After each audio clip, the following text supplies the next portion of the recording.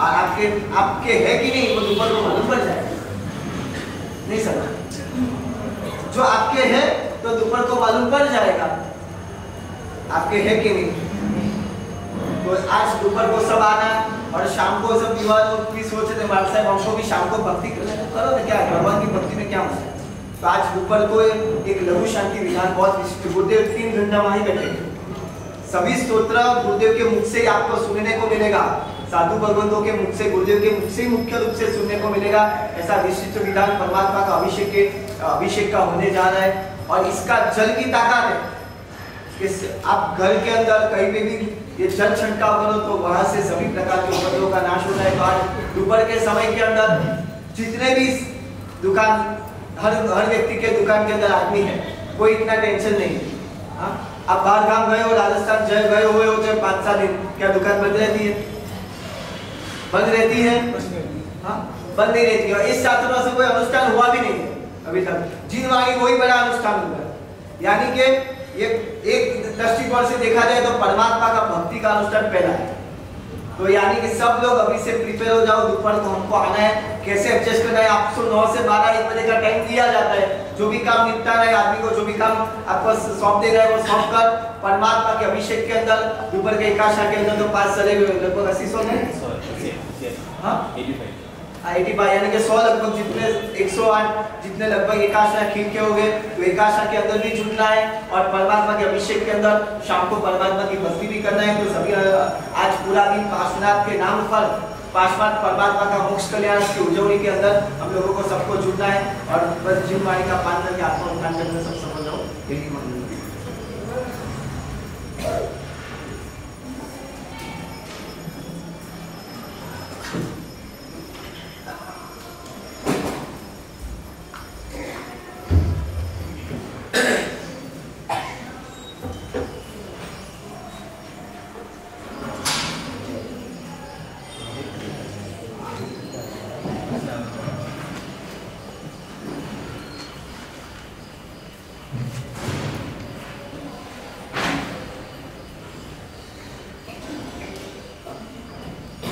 दर्शन शुद्धम योग ज्ञानम विरति में वचनोति दुख निमित्तम अभिदम शूलम भवति जन। भाग्यशालियों, अनंत उपकारी परम करुणा सागर तारक देवादिदेव तीर्थंकर भगवंतों ने जगत के जीव मात्र के कल्याण के लिए धर्म शासन की स्थापना की है। इस संसार में अनादि काल से जीवात्मा सुख को ही चाहता है, सुख को ही पाने का पुरुषार्थ करता है। ज्यादातर संसारी जीवात्माओं ने उद्गल पदार्थों में से ही सुख पाने का पुरुषार्थ किया है और जैसे जैसे पदार्थों के पीछे वो पागल हुआ, पदार्थ में से ही सुख पाने का पुरुषार्थ किया, वैसे वैसे जीवात्मा ज्यादातर दुखी ही हुआ है। ये वास्तविक सत्य है। कभी कभी कोई जीवात्मा ने सद्गुरु का संग को पाकर शायद धर्म की आराधना कर लिया, तो वो भी धर्म की आराधना उसने पुण्य पाने के लिए किया है और पुण्य के माध्यम से मिलने वाला जो भी भौतिक सुख है वो भी सुख विनाशी है।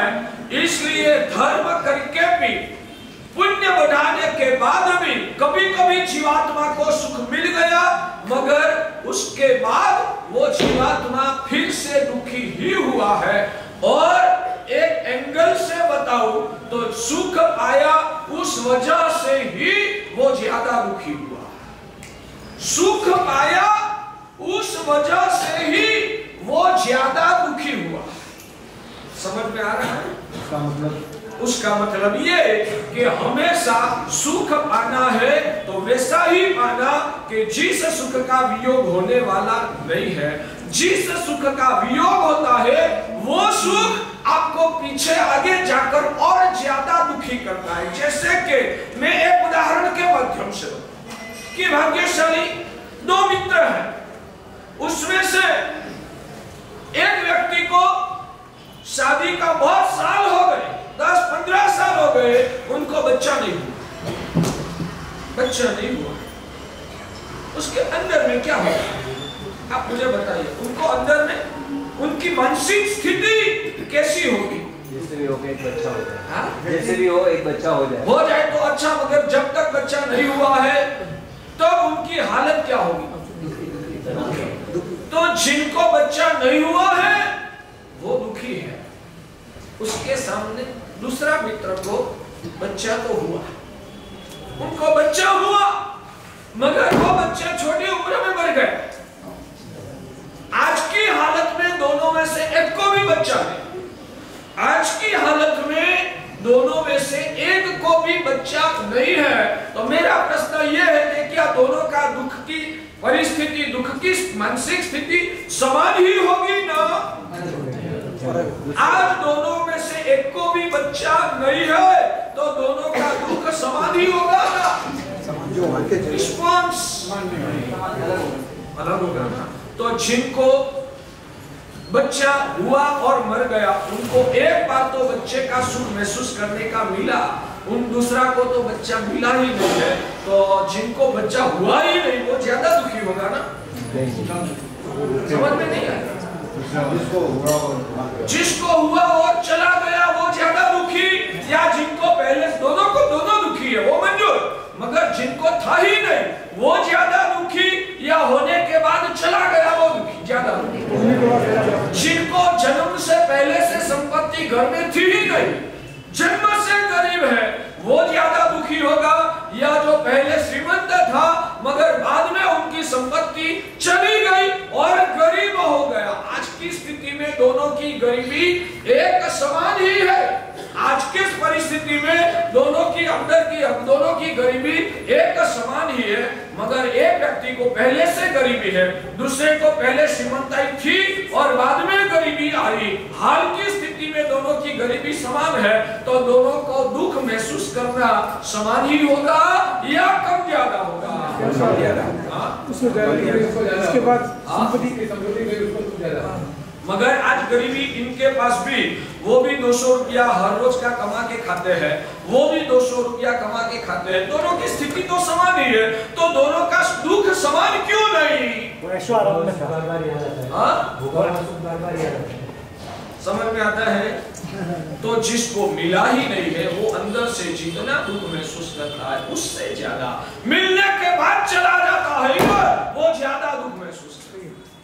आपको मान लो कि बच्चा नहीं हो रहा, आपने कोई बाधा मान्यता रखी, किसी ने बताया बच्चा होगा मगर वो बच्चा थोड़े सालों में मर जाएगा, क्या करना है? तो आप क्या पसंद है? बच्चा होगा मगर थोड़े सालों में मर जाएगा, ऐसा शायद किसी ने आपको बताया है, तो आप क्या पसंद करोगे? मुझे रिस्पॉन्स दो। मिलने के बाद जो वो चला जाने वाला है तो उससे बढ़िया वो है नहीं है वो ठीक, सही बात।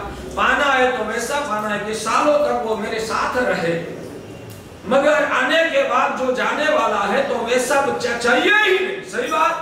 आप कैसा पसंद करोगे? बस जैसे बच्चा का उदाहरण दिया वैसे भौतिक सुखों का उदाहरण, जो सुख आने के बाद चल जाने वाला है तो शायद है नहीं, तब तक जितना दुख है ना चल जाने के बाद ज्यादा दुख होगा। उस वजह से जो आने के बाद जाने वाला है तो वैसा सुख हमको चाहिए ही नहीं, वैसी हमारी समझ है। आपकी समझदारी ज्यादा ठीक लग रही है या हमारी यह समझदारी है वो ज्यादा ठीक लग रही है? भाग्यशाली समझ में आता है? इसका मतलब पुण्य करना ही नहीं। मैं तो कहता ही हूँ पुण्य करने जैसा है ही नहीं, मैं वही बोल रहा हूँ, मैं वही बता रहा हूँ। और आज तक प्रवचनों में मैंने आपको वो बताया भी है कि पुण्य की अभिलाषा से हमें धर्म नहीं करना, पहले भी मैंने बताया। मैं तो वो ही बता रहा हूँ आत्मा की शुद्धि करने के लिए, अंदर का राग द्वेष को मिटाने के लिए, भौतिक पदार्थों के प्रति अनंत काल से हमारा जो जुड़ाव है उस जुड़ाव को तोड़ने के लिए, आत्मा का परम शुद्ध स्वरूप को प्रकट करने के लिए भी धर्म करना है। पुण्य करने की तो मैं तो मना ही करता हूँ। फिर भी स्वाभाविक रूप से आप धर्म आत्म शुद्धि के लिए था। एक बात सुनो, जिस चीज का हमने सुख महसूस किया है ना, उसके ही वियोग में दुख होता है। जिस चीज का हमने सुख महसूस किया है ना, उसके वियोग में ही दुख होता है। जिस चीज का हमने सुख महसूस नहीं किया, उस चीज के वियोग में हमें कभी दुख होता नहीं है। समझ में आ रहा है? धन कमाया, धन सामने से पैसे ऑप्शन खर्च करते हैं। हाँ? अगर कोई धन कमा रहे हैं और कमा के सामने से वो छोड़ रहे हैं, तो उसमें भी सुख महसूस कर रहे हैं। जरूर, जितना कमाया उतना ही आप छोड़ते हो तो धन्यवाद, मेरा आशीर्वाद। कम ज्यादा यानी कि क्या, मुझे क्लियर करके कम ज्यादा का मतलब क्लियर करके बताइए। कमाया उसमें 5 छोड़ा या 6 छोड़ा, 2 छोड़ा, तो अंत में तो 2 रुपया 4 रुपया 6 रुपया ज्यादा खुद का परिग्रह करने की ही मनोवृत्ति अंदर में भरी हुई है। मैं उस मनोवृत्ति की बात करता हूँ। जितना छोड़ा है वो उतना, जितना छोड़ा उतना धन्यवाद नहीं है। मैं आपको एक बताऊंगा कि कोई व्यक्ति को, आपका बच्चा को मान लो कि 104 डिग्री बुखार आ रहा है और कोई डॉक्टर की दवाइयां लेने के बाद 102 डिग्री हो गया, तो आप वैसा ही संतोष मानोगे ना, जितना बुखार कम हुआ उतना अच्छा, ऐसा ही मानोगे ना? हाँ? डॉक्टर बदलने की जरूरत नहीं, इतना तो बुखार कम हुआ ना, जितना बुखार कम हुआ उसकी खुशी महसूस करना। अभी तक 102 डिग्री जितना बुखार टिका हुआ है उसकी चिंता नहीं करना। 2 डिग्री तो कम हुआ ना, 104 डिग्री में से 102 डिग्री तक आ गया, उसकी खुशी महसूस करना, आनंद करना, मिठाई खाना। बच्चा को 2 डिग्री बुखार कम हो गया। हाँ, बुखार नॉर्मल होना आवश्यक है, समझ में आता है? वैसे आप जितना कमाते हो, भले उसमें से आप 5, 10, 15, 25% खर्च भी करते हो ना, समझदार आत्मा है ना, यानी कि जो ज्ञानी है, वो ज्ञानी आत्मा, उससे खुशी आपने कितना रुपया खर्च किया हो, वो दिख के वो हम खुशी महसूस नहीं करते हैं। हमारे वहां शास्त्र में बताता है, पहला वो भीमा कुंडलिया की बात है। भीमा कुंडलिया ने कितना खर्च किया? 1 रुपया, बताया ना। जो मंत्री जी थे, शायद शत्रुंजय गिरिराज का शायद जीर्णोद्धार करना था, और मंत्री स्वर ने पूरे धनाढ्य श्रीमंत लोगों की एक मीटिंग बुलाई थी, एक पंडाल के अंदर मीटिंग चल रही थी, और ये भीमा कुंडलिया वो भी श्रावक का ही लड़का था, मगर गरीब था, उनके पास संपत्ति नहीं थी। वो दिख रहा था अंदर सब धनाढ्य लोग शत्रुंजय गिरिराज का तीर्थोद्धार की चर्चा कर रहे हैं, और तीर्थोद्धार के लिए सब लोग अपने उदारता से धन संपत्ति की राशि लिखाते हैं और वो देना करता है। कितने पुण्यशाली है ये शत्रुंजय तीर्थाधिराज। उनका जीर्णोद्धार में मैं क्या दे पाऊंगा? मेरे पास तो कुछ नहीं है। हर रोज कमाई करके उसमें से अन्न लाके खाते हैं, कितनी गरीब। मगर उनकी आंखों में था भगवान का जीर्णोद्धार का ये मौका दोबारा कब मिलेगा, कुछ तो योगदान चाहिए। क्या मंत्री स्वर अंदर से बाहर नजर गई, दिखा, उनके आंखों में भाव पड़ लिया, अंदर बुलाया। क्या सोच रहा मंत्री स्वर जी? आप सभी की अनुमोदना करता हूँ। ये शत्रुंजय तीर्थाधिराज का भक्ति करने का कोई सामर्थ्य नहीं है। मैं सोच रहा हूँ कि मैं क्या कर पाऊंगा भगवान के शासन के लिए। मंत्री स्वर ने बोला, तू चिंता मत कर, तेरे पास क्या है? मंत्री स्वर, कुछ नहीं, आज 1 रुपया कमाई करके लाया हूँ। आज शाम को जाके अन्न की खरीदी करके उसमें से रसोई बना के खाना है। मगर सोच रहा हूँ आज 1 दिन में उपवास कर लूंगा। मेरी घरवाली जो है ना, उनको भी बोल दूंगा। उस वक्त सस्ता जमाना था, 1 रुपये में पूरा घर का खर्च 1 दिन का निकल जाए। मेरी घरवाली को मैं समझा दूंगा कि आज भगवान शत्रुंजय तीर्थाधिराज का जीर्णोद्धार के लिए मैंने रुपया लिखा है, आज खाने के लिए घर में कुछ नहीं है, मैंने भी उपवास कर लिया है, आप भी आज का 1 दिन उपवास कर लेना। मैं रिक्वेस्ट करूंगा, मेरा 1 रुपया आप ले लीजिए। मंत्रीश्वर ने मना नहीं किया, ये समझदारी है। श्रावक कैसे होते हैं? आप होते ललित जी तो क्या करते? आप होते तो क्या करते? नहीं, तुझे भी खाने के लिए चाहिए, तुझे भी खाने के लिए चाहिए, ये 1 रुपया तू दे देगा तो तू क्या करेगा? और शायद मैं तुझे खिलाऊंगा तो तेरा सम्मान गवाएगा। हमारे गुजराती में बोलते हैं सम्मान गवाएगा, गवाएगा ही बोलते हैं ना, सम्मान आपका आपके सम्मान को ठेस लगेगी, इसलिए नहीं 13 रुपया तू ऐसा ही बोलोगे, नहीं ले लेना। हमारे गुरुदेव भद्रंकर सुरीश्वर जी महाराज ने हमको सिखाया है, हम गोचरी बैठने के लिए जाते हैं तो जो श्रावक का घर आर्थिक रूप से मध्य कक्षा, जिसकी आर्थिक परिस्थिति बहुत कमजोर है, गुरु महाराज ने हमको बोला उनके घर पे पहले रहने के लिए जाना। उनके घर पे पहले रहने के लिए जाना। हाँ, रहना कितना? 2 चम्मच दूध ले, मगर लेना। उनको पुण्य का लाभ कब मिलेगा? उनका पुण्य बढ़ेगा ना, तो उस पुण्य की वजह से उनकी भावी की स्थिति ज्यादा ठीक होगी। इसलिए उनके पर उपकार करने के लिए हम आपके वहां गुजरी रहने के लिए आते हैं ना। किस लिए आते हैं? हमको गुजरी का खौफ है, इसलिए हमारे हमारे ऊपर उपकार। कौन सी गाना है? हरिभद्र अष्टक की गाथा में भूल गया। हरिभद्र अष्टक भिक्षाष्टक में आता है, गाथा में भूल गया। भिक्षाष्टक है, भिक्षाष्टक की पहली गाथा है। पहली गाथा में ही भगवान ने लिखा है कि पर उपकार करने के लिए जाना है। गाथा याद आती है? भूल गए? चलो ठीक है, मैं गाथा भूल गया हूँ भाग्यशाली। हरिभद्र अष्टक में भिक्षाष्टक नाम का एक अष्टक हरिभद्र सुरेश्वर जी महाराज ने लिखा है। उसकी पहली गाथा में लिखा है कि गृही देहोपकाराय, गृही देहोपकाराय, हमें भिक्षा आपके वहां लेने के लिए आना है। वो किस लक्ष्य से आना है? तो पहले नंबर में लिखा गृही, बाद में लिखा देह। गृही देहोपकाराय, ये देह पर भी हमें उपकार करना है, यानी कि देह की रक्षा करना है। मगर वो कारण दूसरे नंबर में बताया। पहले नंबर में भगवान ने लिखा है कि गृहस्थ के पर उपकार करने के लिए जाना है। भाग्यशाली एक नई बात ये निकल रही है। ठीक है, आप नई बात चलाना है, भगवान जो बुलाते वो बोलना है।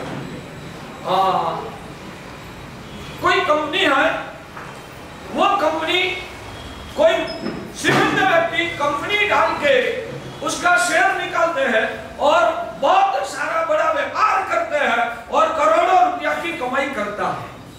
आप हमें ऐसी कंपनी डालने की, कंपनी रखने की, कंपनी बनाने की क्षमता नहीं है, तो एवरेज संसारी लोग क्या करते हैं? उस कंपनी का शेयर खरीद करते हैं। खुद को कंपनी खोलकर कंपनी चलाने की ताकत नहीं है, और कोई व्यक्ति कंपनी चलाता है तो उस कंपनी में अपना इन्वेस्ट करके उसका शेयर खरीद करना, उस रूप से उस कंपनी का एक पार्टनर बनना और उसमें से कमाई करना, ऐसा ही आप सोचते हो ना? भगवान बताते हैं आप भक्ति जब करते हो तब किस लक्ष्य से भक्ति करते हो, किस लक्ष्य से ये भक्ति करना चाहिए वो सीखो। भगवान कहते हैं कि सर्ववृत्ति धर्म वो चारित्र की कंपनी है। सर्ववृत्ति धर्म वो चारित्र का व्यापार की एक कंपनी है। जो जो साधु साध्वी है ना, उन्होंने ये चारित्र की कंपनी खोल दिया है। वो खुद कंपनी खोल के चारित्र का व्यापार यानी कि आत्म साधना करते हैं। आप कहोगे महाराज साहब मैं संसारी हूँ, मेरे में इतना सामर्थ्य, इतना वैराग्य नहीं है, मेरा इतना संजोगों की अनुकूलता नहीं है, चारित्र लेने का उल्लास नहीं होता है, तो मुझे क्या करना? ये चारित्र धर्म का मुझे भी कुछ तो आराधन करना ही है, मगर मेरा सामर्थ्य नहीं है, तो मैं क्या करूं? भगवान कहते हैं कि जिसने भी चारित्र की कंपनी खोली है ना, उस कंपनी में तेरा कुछ इन्वेस्ट कर दे। जिसने भी चारित्र की कंपनी खोली है उसमें तू तेरा कुछ तेरी ताकत के अनुसार तेरी धन संपत्ति का इन्वेस्ट कर, यानी कि आप रोटी ले रहोगे। मान लो कि भाग्यशाली मेरा ये साधु है, शायद 1 दिन 2 दिन 3 दिन उपवास कर, हर रोज पूरे दिन में 8-8 घंटा स्वाध्याय करते हैं, हर रोज 8-8 घंटा स्वाध्याय करते हैं, खड़े होके प्रतिक्रमण करते हैं, अष्टप्रवचन माता का पालन करते हैं, भगवान की आज्ञा का बहुमान करते हैं, आत्मा की शुद्धि करते हैं। अब मान लो कि उनका 2, 3, 4, 5, 6, 8 दिन का उपवास हो जाएगा, तो बाद में क्या होगा? शरीर साथ नहीं देगा, तो शायद 8 घंटे के बदले में 2-3 घंटा ही स्वाध्याय होगा, ज्यादा स्वाध्याय वो नहीं कर पाए। प्रतिक्रमण खड़ा होकर करता है तो उसमें भी थोड़ा मन ढीला हो जाएगा, शायद बैठे बैठे प्रतिक्रमण करेगा, यानी कि आराधना में थोड़ी कमी आने की संभावना है। तो अभी वो कमी क्यों नहीं आती है? अभी वो कमी क्यों नहीं आती है? हाँ बराबर है, क्योंकि वो आहार ग्रहण करता है, उस आहार के बल पर वो अपने चारित्र की साधना करता है। तो ये साधना करके वो जो अपनी आत्मा का विकास करता है, वो विकास उसमें निमित्त के रूप में आहार सहयोगी है। और वो आहार किसने दिया? आपने दिया, वो आहार आपने दिया, तो उस आहार के आधार पर वो महात्मा जो भी साधना करेगा उसमें चारित्र का पालन में सहयोगी बनने का यानी कि निमित्त होने का फायदा आपकी आत्मा को मिलता है। चारित्र में सहयोगी बनने का, उनके चारित्र धर्म की अनुमोदना करके आपकी आत्मा को भी चारित्र के लिए पात्र बनाने का मौका साधु की वजह से आप लोगों को प्राप्त होता है। यानी कि चारित्र आप गुरु को जब भी दान दो ना, तब पुण्य बढ़ाने के लिए दान नहीं देना है, मगर ये चारित्र धर्म में नहीं ले सकता हूँ। इन महात्माओं ने ऐसा चारित्र की साधना इस कलिकाल में भी धारण किया है, और वो जो अपने आत्म धर्म की साधना करते वो देख देख के मुझे खुशी होती है। कितने पवित्र महात्मा है। आज के मिशन काल में मोह माया की दुनिया के बीच में भी इतनी छोटी उम्र में, इतनी वृद्धावस्था में भी इतनी अच्छी साधना करता है। कितने पवित्र महात्मा है। इस कलिकाल के क्या परम आलम्बन स्वरूप है, दर्शनीय है, परम वंदनीय। ऐसे महात्मा की वजह से ये दुनिया आज टिकी हुई है। ऐसे महात्मा की चारित्र की साधना में मैं मेरा कुछ एक रोटी जितना भी इन्वेस्ट करूंगा ना, तो उसके प्रभाव से मेरा चारित्र मोहनीय कर्म का क्षय होगा, उनकी साधना आगे बढ़ेगी और उनकी कृपा से मेरे में आज नहीं तो जन्मांतर में चारित्र धर्म की लायका पैदा होगी। ऐसी भावना से चारित्र धर्म के प्रति बहुमान का भाव की प्रधानता को रखकर उनकी भक्ति करना। इस भावना से दान कितनी बार किया?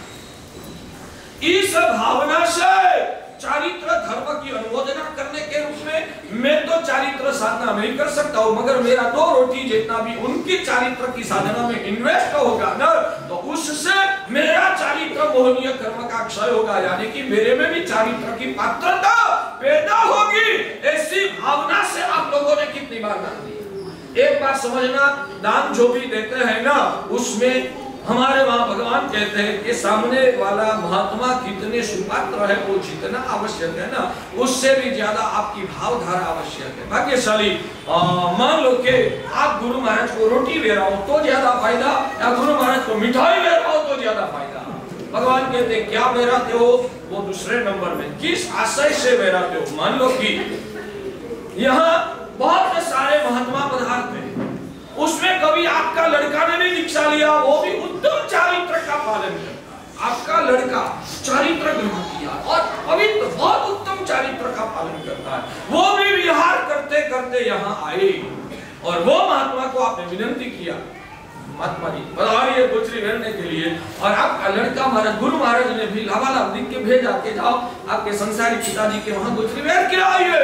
और आपका लड़का महाराज जब गोचरी वेरने के लिए आएंगे घर में, तब वेराने के आपके भावों में क्या कोई फर्क रहेगा, या ये सब महात्माओं को जैसे वेराते हो वो ही भाव की धारा रहेगी, उसमें कोई फेर होता है? क्या फेर होता है? अच्छी चीज जो भी वो उमंग भी बढ़ जाता है और अच्छे से अच्छी चीज उस दिन हम भक्ति करते हैं। तो आप लोगों को हम आत्मा कैसे है? पवित्र चारित्र संपन्न उत्तम साधना करते हैं।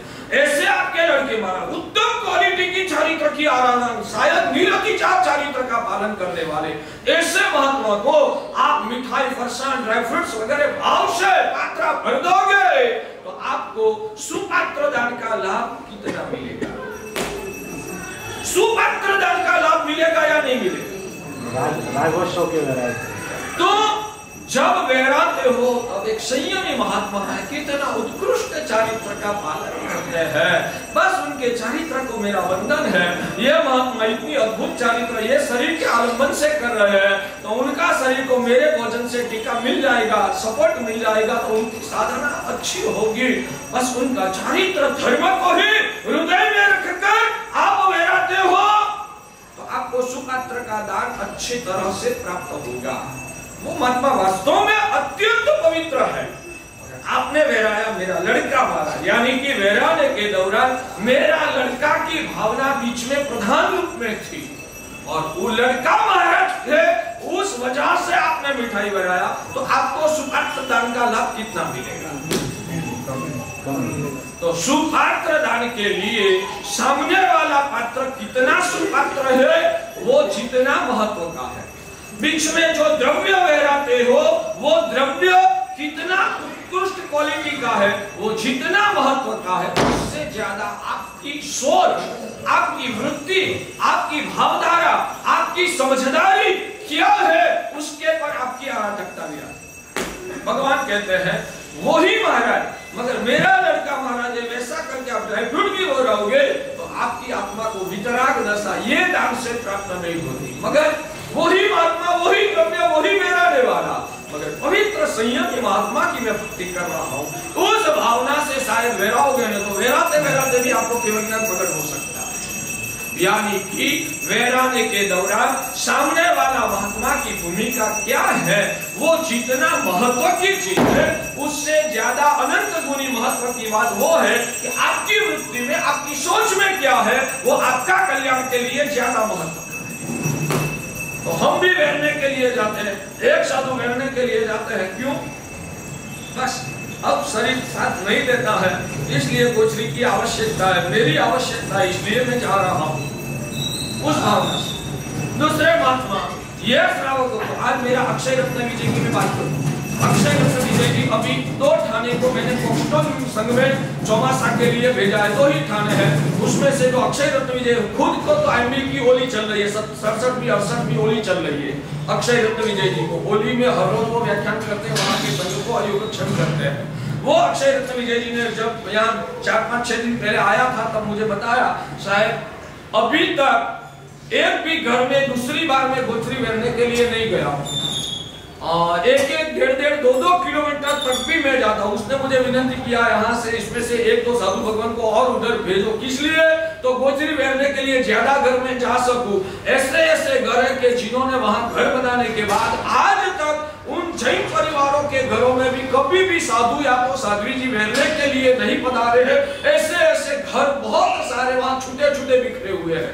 तो उन सभी के 1.5 किलोमीटर वैरने के लिए जाओ और एक ही महात्मा को वो भी एकाशना वाले हो तो 2, 4, 5, 6 रोटी लेना है तो लोगों को संतोषकारक लाभ नहीं मिलता है, इसलिए 2 साधु को भेजो। यानी कि वो साधु घर घूमते हैं, इसलिए जो खुद के लिए ही जाना है ना, तो आसपास वाले 5-10 घरों में जाएंगे ना तो 4 रोटी के लिए क्या नहीं मिल सकता, मगर फिर भी 1.5 किलोमीटर क्यों जाते हैं?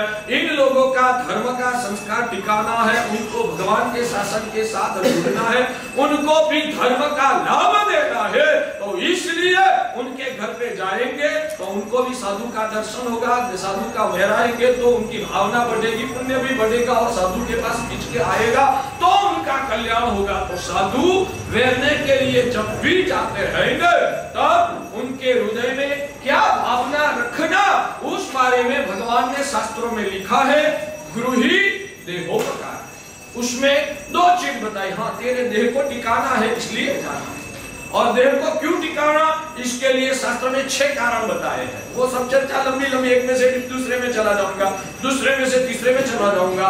तो शास्त्र में लिखा है 6 कारण बताया है। साधु गोचरी कब कर सकते हैं, यानी कि भोजन कब ले सकते हैं, उसके 6 कारण शास्त्र में बताइए। 6 कारण है तो ही तुझे गोचरी करना है, यानी कि भोजन लेना है। ये 6 कारण तेरे जीवन में जरूरी नहीं है तो तुझे गोचरी आहार पानी नहीं करना है। वो 6 कारण की बात साधु को ही बताऊंगा, अभी समय भी नहीं है क्योंकि वो डिप में जाऊंगा तो मूल विषय से धीरे धीरे सरकते जाएंगे, तो वापिस मूल विषय में तो जुड़ना ही है, इसलिए वो चर्चा नहीं करता हूं। मगर साधु जब वैरने के लिए जाता है तब उनके हृदय में करुणा का भाव होता है। ये सब पुण्यात्माएं विरति धर्म की आराधना नहीं कर सकते हैं, मगर मैं उनके वहां गोचरी वैरने के लिए जाऊंगा तो मैं उनको विरति धर्म में आंशिक रूप से भी सपोर्ट करने का लाभ मिलेगा और सद्भावना से समझदारी के साथ वो लोग जो साधु को गोचरी वैराएगा ना तो उनका चारित्र भूमि कर्म का क्षम होगा, उनकी आत्मा में बोधि बीज का वावेतर होगा, तो जन्मांतर में शासन की प्राप्ति और चारित्र धर्म की प्राप्ति इन आत्माओं को भी मिले। वो उपकार करने के लिए साधु आपके वहां आते हैं। समझ में आता है ये वास्तविक सत्य। हाँ, भगवान ने जो बताया वो बाद में हमारी खुद की जो भूमिका होगी उतना हमारा भी भाव बढ़ेगा, मगर